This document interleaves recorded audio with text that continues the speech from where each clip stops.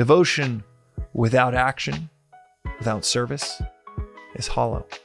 Vedanta is clear. There are as many paths to God as there are people on earth. You have to know yourself to know which is your priority. Yeah, we are back with another daily reflection on the Daily Vedantic.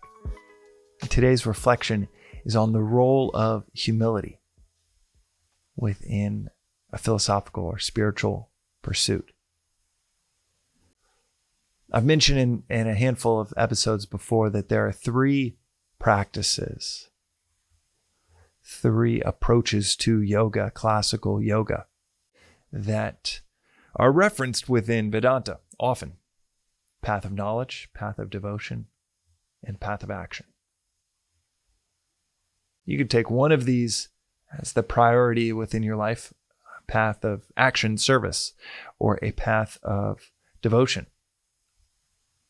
It might be singing hymns at your local church, or temple, mosque, or ashram, and you are just devotional in nature. Or you really want the knowledge, the words of the masters, as they often say. Or you are just wired for action and service.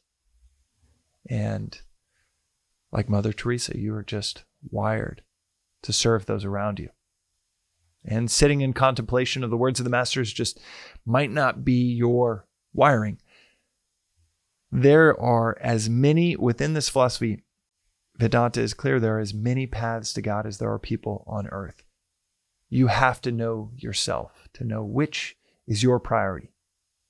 But, and here's the caveat, whether it is service, whether it's devotion, whether it is knowledge, these yogas are often referred to in their Sanskrit words, jnana yoga, bhakti yoga, karma yoga.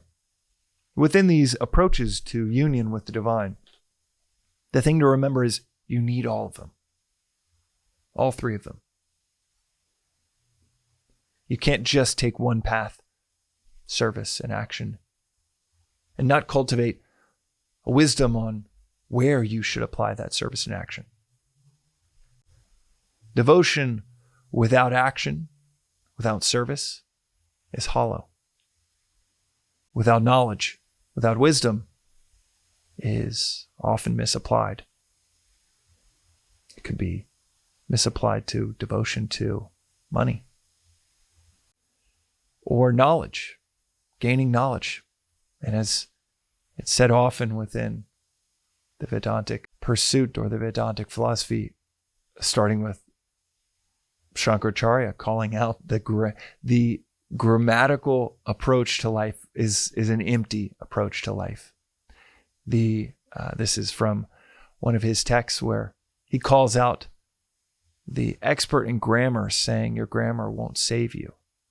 And this is a reference to a scholar that can memorize the Gita backwards and forwards, can memorize any spiritual text backwards and forwards, but doesn't apply it in action in their life. Doesn't apply it in devotion to those around them or to a cause higher than perhaps just memorizing scripture. You need all three: knowledge, devotion, and action, service. The role of humility within these, if you pursue knowledge without devotion to those around you, to a cause higher than yourself. This could be in any discipline. It could be knowledge on how to run a company, how to run a startup. And without that devotional aspect, without cultivating, developing that devotional side, then you end up with an extreme ego.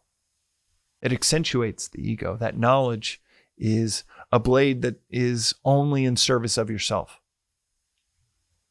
But when you also cultivate devotion to a cause, to your customers, to your community, to a higher pursuit, that cultivation of devotion results in humility. Think of a saw that's able to cut through steel. That saw is knowledge. The path of knowledge, as is said, the jnanic path, is the fast. That's like the G6 that takes you from where you are to where you want to go. It is the fastest path directly to the destination of self-realization. But that saw that can cut through steel requires oil around it, so it doesn't overheat, doesn't get jammed in the steel that it's cutting. The knowledge of this philosophy, daily reflection on any of these reflections, or better yet, daily reflection on Vedanta treatise, which I've always got right here and behind me, or whether it is a daily reflection on e-learning lectures that you can sign up for, and there's a link in the show notes, from the ashram itself. I don't gain anything from talking about that link all the time, but I talk about it so often because this is really an on-ramp to that. But these daily reflections, this contemplation on knowledge, it is a saw that can cut through any challenge you have before you. I see it on a weekly basis, some massive challenge, whether it's in one of the companies that we're building, whether it is being a father of 3 young girls, whether it's being a husband or a community member. There are massive challenges within these entanglements we find ourselves within. And this philosophy, it is the saw that can cut through any of them. But like the saw cutting through steel, it requires oil around that saw so that it does not overheat, does not break down. And devotion, path of devotion to your daily practice, the devotion to a cause higher than yourself. That negates ego inflation around how effective this saw becomes. That protects against ego inflation. It also just reminds us the role we have to play in this grand play that is so much larger than ourselves. That devotion is a reorientation of ourselves in this grand play we are a part of. And that reorientation, otherwise known as humility, allows that saw to cut through anything. To not just get through the challenge, but be unaffected as it cuts right through it. Ready for the next challenge, and the next one, and the next one. Versus overheating and an ego that gets bigger and bigger.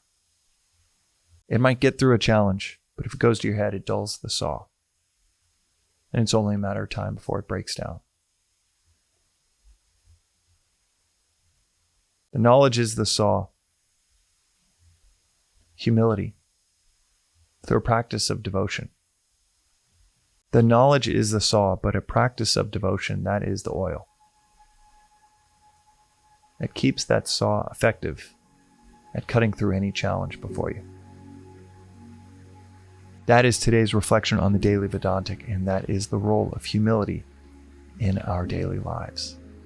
We'll see you next time on the Daily Vedantic.